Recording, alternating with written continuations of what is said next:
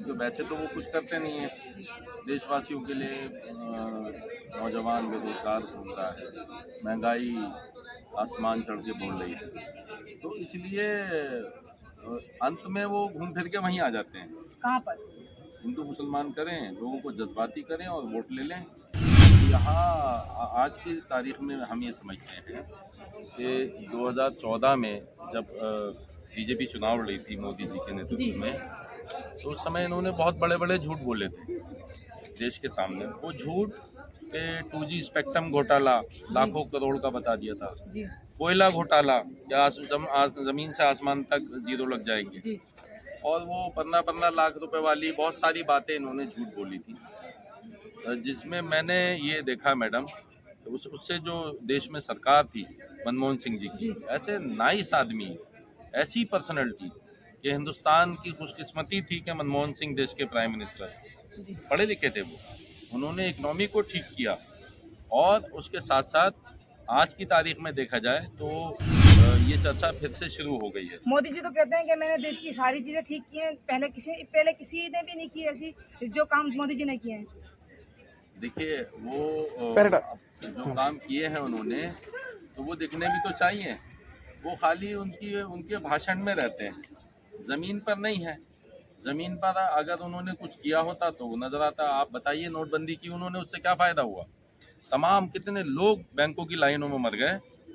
Covid के अंदर उन्होंने जो है, आप बताइए, कोविड में वो इतना सीना पीटते रहे कि हमने इतने लोगों को बचा लिया। और हमने देखा है कि गंगा के अंदर जो है, मोदी जी तो कहते थे मैंने काला धन निकाला उसमें से। देखिए, ये बात आपने जो कही है ये बहुत अहम बात है। मैं आपको बताना चाहूँगा कि देखिए, अमेरिका के अंदर 85% गोरे और 15% काले हैं।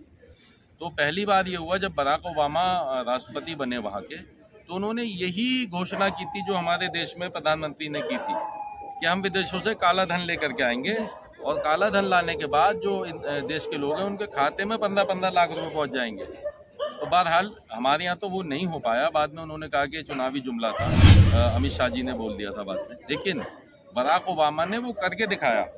उन्होंने 4600 लोग थे अमेरिकन, उनका काला पैसा था स्विस बैंक में, मैडम वो लेकर के आए, और उसके बाद अमेरिका के लोगों ने दोबारा उन्हें राष्ट्रपति बनाया। 15% वालों को, वो काले लोगों में थे। तो हमारे यहाँ तो खाली झूठ से काम चल रहा है, ज़मीन पे कुछ नहीं मिल रहा है, ना किसान खुश है, ना जवान खुश है, और ना ही जो जितने कारोबारी हैं आप देखिए सबकी हालत ख़राब है। आप कुछ कर तो रहे नहीं हैं। हाँ, ये अब सामने आने लगा है लगातार कि साहब देखिए किस तरह से अडानी का नाम, वो 2014 में 3000 करोड़ के मालिक थे, और आज वो इतने बड़े हो गए।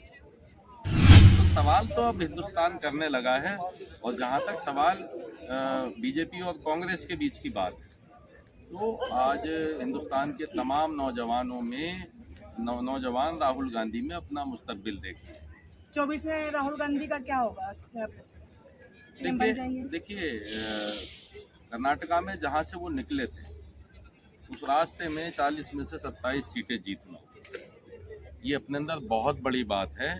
राहुल जी को इन्होंने लगातार पप्पू पप्पू और क्या क्या नहीं कहते थे। राहुल ने जो यात्रा जो निकाली थी, तो उसके अंदर कितने कामयाब होते हुए नजर आए राहुल गांधी? देखिए, पहला ही कर्नाटक जीत गए वो, और दूसरी बात ये है कि जो उससे मिले हुए राज्य हैं वहाँ भी चुनाव होने जा रहे हैं, तो वहाँ तो वैसे बीजेपी है भी नहीं। 24 के अंदर क्या लगता है आपको? 24 के अंदर देश के अंदर कांग्रेस हर जगह लहराएगी अपना एजेंडा? देखिए, अगर यही हालात रहे, जिस तरह से आप देख रहे हैं जंतर मंतर पे 24 दिनों से ये बच्चियाँ बैठी हैं और सरकार कान में तेल डाल के सोई हुई, तो अगर यही रवैया रहा तो बिल्कुल इसमें कोई दो राय नहीं कि आप ये सरकार जो है इसको बाहर कर देगी देश के जनता। 24 में ये बच नहीं पाएंगे, क्योंकि अब हालात सामने आने लगे हैं। उन्हीं के कुनबे में से निकल करके सत्यपाल मलिक आए, उन्होंने जो बताया वो देश के लिए बड़ा चौंकाने वाला है। तो ये जो ढोंग है, क्या बताया था सत्यपाल ने? उन्होंने कहा कि वो जो हमला हुआ है हमारी गलती से हुआ, प्रधानमंत्री को हमने तभी बता दिया था। तो उन्होंने मलिक साहब को कहा कि तुम चुप रहो इसमें। तो ये जो बात है, और उसकी आज तक जांच नहीं हो पाई, हमारे इतने सैनिक शहीद हो गए, किसी का बेटा था, किसी का बाप था, जो सैनिक हमारे नहीं रहे हमारे बीच में, तो इन्हें जो है कोई लेना देना नहीं है किसी से। ये तो सिर्फ जो है अपनी सत्ता की उसमें ऐश परस्ती में मुब्तला है। इनको लोगों से, आम आदमी से कोई लेना देना है नहीं। वो बहुत परेशान हैं, इसलिए बदलाव चाहते हैं कि वो आपने जितना झूठ बोला था वो आपने पढ़े लिखे हैं, आजकल डिग्री की बात हो रही है। आप देखिए कितना काबिल नौजवान है वो, और आप क्या क्या कहते रहे उनके बारे में। और एक साधु संत की तरह भारत जोड़ो यात्रा जो की है हिंदुस्तान के अंदर, किसी दूसरे नेता ने नहीं की। इतना लंबा जो अपने देश के लिए पैदल चला हो, आप उसको मजाक समझ रहे हैं क्या? कोई 10 मील चल के दिखाए पता लग जाता है उसको। तो ये है कि आप अब उन्हें हल्के में लेने की ज़रूरत नहीं। अब लोगों ने मान लिया है कि उनकी काबिलियत तो, अब लोगों ने मान लिया है कि राहुल जी पीएम बन जाएंगे 24 में। बिल्कुल बनना चाहिए, ऐसा मेरा मानना है कि राहुल जी को आगे आना चाहिए। ये देश तभी तरक्की करेगा।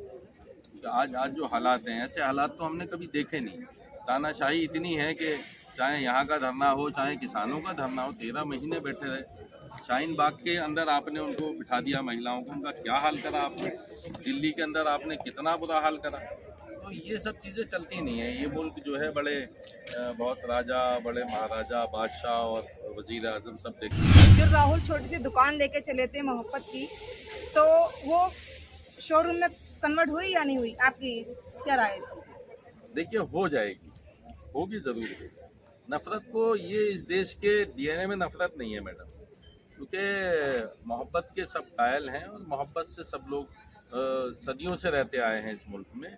और आज जो नफ़रती माहौल आपने पैदा कर रखा है, वो चंद लोग हैं आपके मुट्ठी भर जो किराए के टट्टू।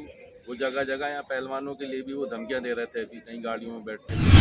कौन धमकियाँ दे रहा था? ये जो पोलराइज करने की कोशिश थी, इसी आंदोलन को जाट और ठाकुरों के बीच में करने की कोशिश की इनके IT सेल की।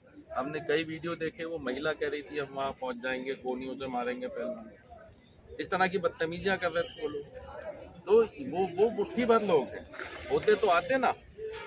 अब आए हुए हैं जो असली लोग तो हैं यहाँ पे बेटियों का धरना बिगाड़ने के लिए आ रहे थे वो लोग। बिल्कुल, उनकी कोशिश रहती है हर जगह। आप कहीं चले जाइए, आप जामिया चले जाइए, JNU चले जाइए, जिन्होंने नारे लगाए थे जामिया में कि भारत तेरे टुकड़े होंगे, पकड़ेगा, आज तक क्या वो?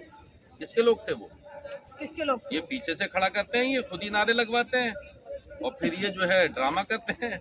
ये सरकार में जो बैठे लोग हैं, ताकतवर लोग हैं भाई, ताकतवर लोग हैं। वो लाते हैं और पर्दे के पीछे खड़े होकर ड्रामा करते हैं, भाग जाते हैं। कहाँ हैं वो बताइए जिन्होंने नारे लगाए थे? उनको जेल में क्यों नहीं डाल पाए आप? सरकार उनकी है। तो वही कि उन्हीं के लोग थे वो। तो इसलिए ये सारी चीज़ें अब लोग समझने लगे हैं। और जो परेशानियां हैं आज लोगों के सामने, जो चैलेंज हैं लोगों के सामने, उसके लिए सत्ता का परिवर्तन बहुत ज़रूरी है। अगर वो जब तक नहीं बदलेगी तब तक ये कुछ होने वाला नहीं है। चंद अमीरों की सरकार बन के रहेगी। मोदी जी कहते थे घर घर मोदी, हर हर मोदी, घर घर मोदी, उसके बारे में आप क्या कहना चाहेंगे? घर घर मोदी हैं आप? देखिए, मोदी जी जो है लोगों के एक ऐसा होता है ना, मदारी होता है, वो डुगडुगी बजाता है, भीड़ इकट्ठी कर लेता है। मोदी जी डुगडुगी बजा रहे हैं और मैडम सबकी जेब से पैसे निकाल के पोटली में बांध के ले जाता है, बात खत्म। तो मैं प्रधानमंत्री की बड़ी इज्जत करता हूँ, मगर वो जो है हमने मदारी जरूर देखा। नहीं, मैं नहीं कह रहा, मैं तो वो बहुत इज्जत करता हूँ उनकी, देश के वजीर आज़म है। और मैं तो उनसे कहना चाहता हूँ आपके माध्यम से कि आप जो है अपनी चुप्पी तोड़िए और ये जो बच्चियाँ हमारी यहाँ बैठी हैं इनको इंसाफ दीजिए। 15 मिनट में ये अपने घर चली जाए। क्यों इनकी आप फजीयत कर रहे हो? क्यों परेशान कर रहे हो? ये तो मैं मुसलमान हूँ, मुझ पर जुल्म कर लो भाई, हम तो सह लेंगे, और थोड़े से कर लो, इन पे तो मत करो। क्यों मुसलमानों पे जुल्म हो रहा है यहाँ? कहाँ नहीं हो रहा, कहाँ नहीं हो रहा बताइए? कहाँ जुल्म हो रहा है मुसलमानों? अरे वो बच्ची देखिए ना हिजाब वाली कर्नाटका में, तो कैसे आपने भेड़िए उसके पीछे छोड़ दिए थे, आज वो भेड़िए हार गए और कर्नाटका जीत गए। आप जगह जगह देख लीजिए, इतना जुल्म हो रहा है और प्रधानमंत्री खामोश रहते हैं। अगर प्रधानमंत्री बोल जाए तो किसी की हिम्मत ना हो। तो आप बेटियों के समर्थन में क्या कहना चाहेंगे? मैं तो यही कहना चाहूँगा कि हमारी बच्चियाँ हैं, इन्होंने हमारे देश का नाम रोशन किया है और कोई भी महिला इस तरह का इल्ज़ाम किसी पे लगाती नहीं है। ये हया का देश है। ये प्रधानमंत्री जी से क्या चाहते हैं आप? हम ये चाहते हैं कि आप जो ब्रजभूषण शरण सिंह हैं उनको गिरफ्तार करके उन पर कानूनी कार्रवाई करें। अदालत से इंसाफ मिलेगा उन्हें, ये मैं कह रहा हूँ। अगर ये बच्चियाँ गलत हैं तो उन्हें इंसाफ मिलेगा, डर क्यों रहे हैं। और इस धरने को जो है यहाँ से ख़त्म करें, बच्चियाँ अपने घर जाएं, ये खेल के लिए वहाँ कसरत करें, ये फिर विदेश में जाएं, फिर मेडल लेके आए देश के लिए। ब्रजभूषण कहते हैं कि उन पर झूठा इल्जाम है, जो भी ये सारा झूठा इल्जाम है, जो भी इल्जाम लगाया जा रहा है। देखिए हमारी पुलिस खड़ी है इतनी सारी, आप इनसे पूछोगे जब कोई अपराधी लाते हैं ना तो वो ये नहीं कहता है मैंने किया है, चार उसके कान के नीचे पड़ते बोले जी मैंने किया है। तो ये बात तो ये भी नहीं कह रहे कि ब्रजभूषण अपराधी है।